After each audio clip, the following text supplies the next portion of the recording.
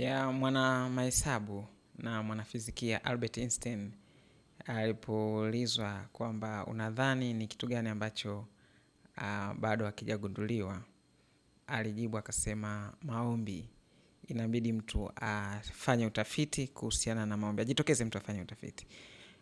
Na japokuwa sikubaliani na kila kitu alichowahi kukifikiri Albert Einstein, lakini kwenye hili eneo na mimi namuunga mkono kabisa kwamba maombi ndio kitu ambacho kinatakiwa kichunguzwe.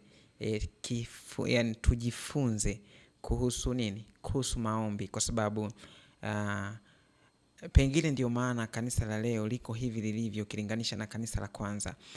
Kanisa la kwanza lilikuwa lina nguvu za kwake za kujitegemea, sio za kutegemea kuungwa mkono na teknolojia, kwa sababu kipindi hicho teknolojia ilikuwa chini, lakini bado kanisa lilienea.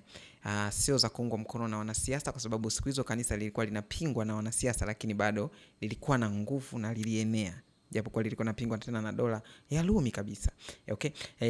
Kuungwa mkono labda na ndugu na jamaa kama ilivyo leo, ambapo watu wengi wamepoa kisa tunaungwa mkono, au niseme japo tunaungwa mkono na serikali haipingi mtu kumwamini Yesu au mtu kuomba, haipingi.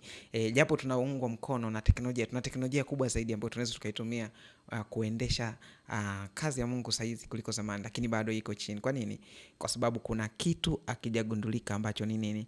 Ni maombi. Tofauti ya kanisa la kwanza na kanisa la sasa inapatikana katika kitu kinachoitwa maombi. Kwa wito wangu mimi ni kwamba kwa maisha yako binafsi na hata kanisa kwa jumla, hebu tukae chini tu study hii kitu maombi, na tusijifunze tu kwa kusoma. Hebu tujifunze na kuweka vitendo, alafu tutaona kwamba Albert Einstein alikuwa sahihi au hakuwa sahihi, kwamba kuna nguvu fulani katika maombi na mtu mmoja inatakiwa aigundue. Mimi na wewe, karibu sana.